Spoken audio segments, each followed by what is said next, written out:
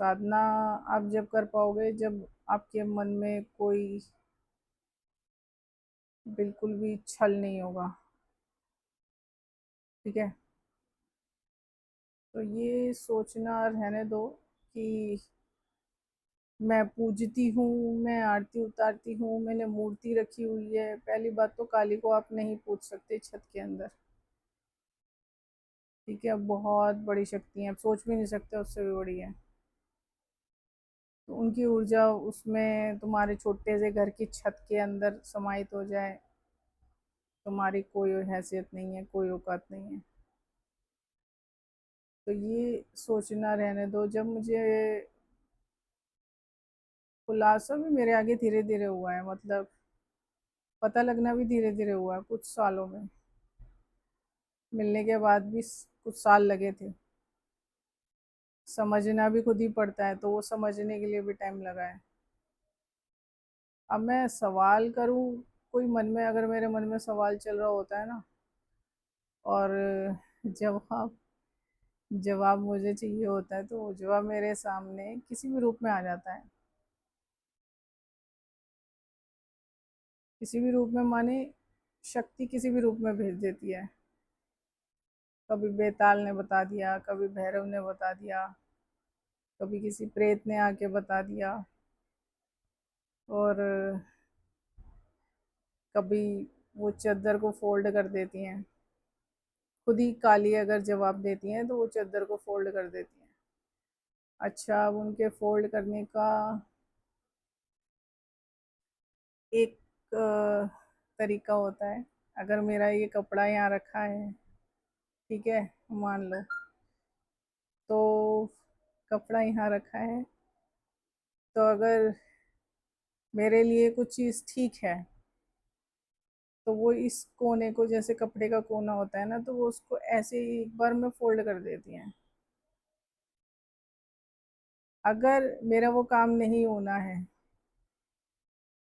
जैसे मान लो कि मैं गलत मैनिफेस्ट कर रही हूँ, मतलब, या कोई इंसान गलत मेरी ज़िंदगी में आने वाला है, ठीक है, तो वो उस चीज़ को काटने के लिए वो क्या करती हैं, वो इस कपड़े को ना 2 बार फोल्ड कर देती हैं। तो दिख रहा है आपको, ऐसे फोल्ड कर देती हैं।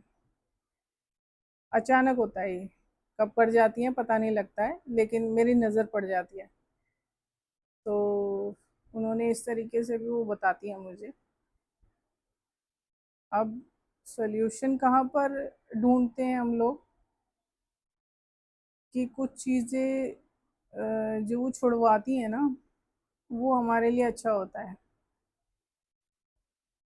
काली माँ का ये सबसे बड़ा रोल है कि आपसे अगर वो कुछ चीज़ छुड़वा रही हैं, कोई रिश्ता छुड़वा रही हैं, तो वो सबसे अच्छा होता है।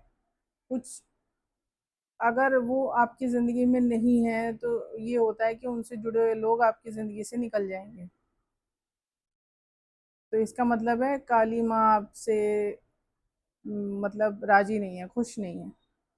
जैसे मैं जुड़ी हुई हूँ उनसे, अगर मैं आपकी ज़िंदगी से निकल जाती हूँ, ठीक है, मैं आपकी बहन हूँ, बेटी लगती हूँ, कुछ भी हूँ, मैं आपकी ज़िंदगी से निकल गई हूँ, कोई भी रिश्ता है, तो इसका मतलब ये है कि आपसे आपके देवी माँ खुश नहीं है। आप दुर्गा रूप में पूजते हो, कोई से भी रूप में पूजते हो, वो खुश नहीं है। तो मेरी लाइफ से, मैं उनकी लाइफ से, मुझे माँ एक अपने तरफ, अपने आंचल की तरफ कर लेती है, क्योंकि वो इसलिए ढकती है मुझे कि जो लोगों की बुरी इंटेंशंस होती हैं ना, जो उनका वो नज़रिया होता है, तो उससे बचाव के लिए वो शक्ति क्या करती है मेरे साथ, कि वो मुझे ढक लेती है। तो उन लोगों की मति ऑटोमेटिकली ख़राब हो जाती है, तो वो दूर हो जाते हैं। तो अगर मेरे जैसे अगर कुछ लोग आपकी ज़िंदगी में आते हैं और आपसे दूर हो जाते हैं, तो इसका मतलब कि कोई भी देवी आपसे खुश नहीं है। अगर आप सपोज करो कि आप दुर्गा रूप को पूज रहे हो, और मेरे जैसा कोई आपकी ज़िंदगी में आ रहा है, ठीक है, और कुछ दिन बात होने के बाद फिर आपसे बात नहीं हो रही है, तो उसका मतलब ये है कि आपका मन हट रहा है, तो आप मुझसे दूर भाग रहे हो। इसका मतलब ये है कि आपके साथ देवी नहीं है, ना देवी चाहती है आपके साथ होना। तो जो उनके करीब होते हैं ना, तो वो अपने तरफ खींच लेती है फिर। समझ रहे हो, कुदरत मुझे अपनी तरफ खींच लेती है फिर। तो उन लोगों के अंदर ऑटोमेटिकली डिटैचमेंट आ जाती है, क्योंकि वो लोग गलत राह पर हैं। तो हमारे जैसे को दूर कर दिया जाता है। अब मैं पैसों के लिए काम नहीं करती हूँ। ज़्यादातर हीलर क्या कर रहे हैं आजकल, पैसों के लिए काम कर रहे हैं। आकाशिक रीडिंग, पता नहीं क्या क्या, ठीक है ना, पास्ट लाइफ रिग्रेशन वगैरह, वो खोल के पतरी और दिखा रहे हैं उन्हें। ये सब चीज़ें बहुत आसान है करना, लेकिन आप कर क्यों रहे हो? कपाल फोड़ा जाता है वो इसलिए ना कि वो पुरानी स्मृति भूल जाए, और आगे अगर वो जीवन ले रहा है तो उसको, मतलब उसका जीवन आगे वो जीने लायक हो। तो ये याद जब आता है आपको, पिछला वो सारा, जब आप खुद से कोशिश करते हो। मैंने खुद कोशिश की थी, और ये स्टेप बाय स्टेप होता है। मेरी ज़िंदगी में अगर कोई जाने वाला है, कोई मेरे से गुस्सा है, कोई मेरे से नाराज़ है, नहीं बात करना चाहता, तो मुझे पता चल जाता है। सामने वाले को हम नहीं पता लगने देते हैं, क्योंकि हम हर चीज़ नहीं बता सकते, ना समझ में आएगी लोगों को, क्योंकि समझ में लोगों के उससे हमारा जो सोच का स्टैंडर्ड है वो अलग हो गया है। हम उस तरीके से नहीं सोचते जैसे आम इंसान सोचते हैं कि हम, हमारा ये काम हो जाए तो हम पूज रहे हैं देवी को, हमारा ये काम कर दो, वो काम कर दो। हम ऐसे नहीं सोचते हैं। हमारी ज़िंदगी जैसे चल रही होती है, हम चला रहे होते हैं। ठीक है, हम नहीं सोचते हैं। मैं तो नहीं सोचती हूँ, और हीलरों को मैं कह नहीं सकती, पर मैं नहीं सोचती हूँ ऐसा। तो मेरा एक्सपीरियंस यही है कि वो मुझे बता देते हैं। अब वो किस रूप में बताएगी, वो उसकी इच्छा है। मैं फोर्स भी नहीं करती हूँ कि मुझे खुद ही आकर बताओ, या ये करो या वो करो। तो कोई भी अगर नकारात्मक ऊर्जा आसपास आती भी है तो मेरा कुछ बिगाड़ नहीं सकती, और बिगाड़ पाती भी नहीं है। और जो मेरे बारे में, अब इससे क्या मेरा जीवन में बदलाव हुआ है कि कोई भी अगर मेरे बारे में कुछ भी कहता है, जैसे किसी ने कह दिया, अरे ये लड़की परेशान रहेगी, तो वो चीज़ क्या होती है, वो उसके साथ घटित होना शुरू हो जाती है। ये मैंने कम से कम, मैं 20-22 साल की थी, तब से मैंने ये गौर किया है। तो जीवन ऐसे बदलती हैं ये। जब तक आप सरेंडर करना नहीं सीखोगे, तब तक आप नहीं पा सकते।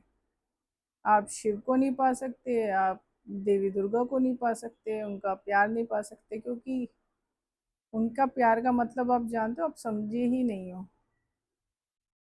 आज भी इंसान का यही है कि हम किसी काम पे जाएगा ना, काम नहीं होगा तो अरे छठ से दोष देगा, पता नहीं क्या कर रही है माता, हमारा ये काम नहीं हो रहा, हमारा वो काम नहीं हो रहा।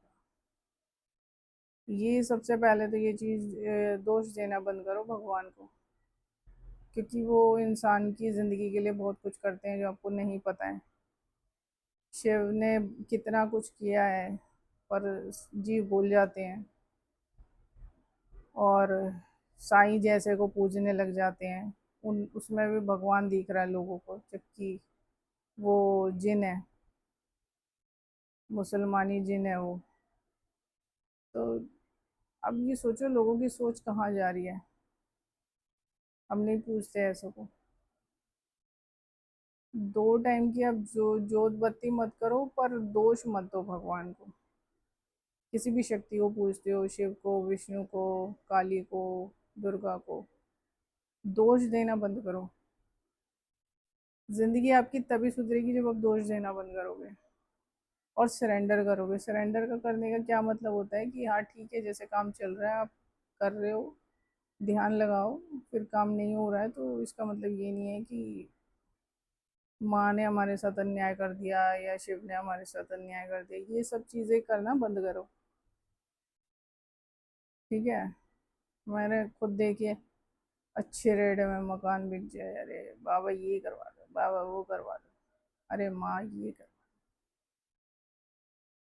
मुंह खोल के बैठ जाते हो तुम लोग। क्या मतलब, संसार के लिए क्या किया है तुमने? दो चार चीज नहीं संभलती तुम्हारे से, तुम्हारा घर नहीं संभलता, कपड़े नहीं संभलते, एक गिलास पानी तुम पी नहीं सकते उठा के। क्या जिंदगी है तुम्हारी? अब भगवान को दोष देने बैठ जाते हो।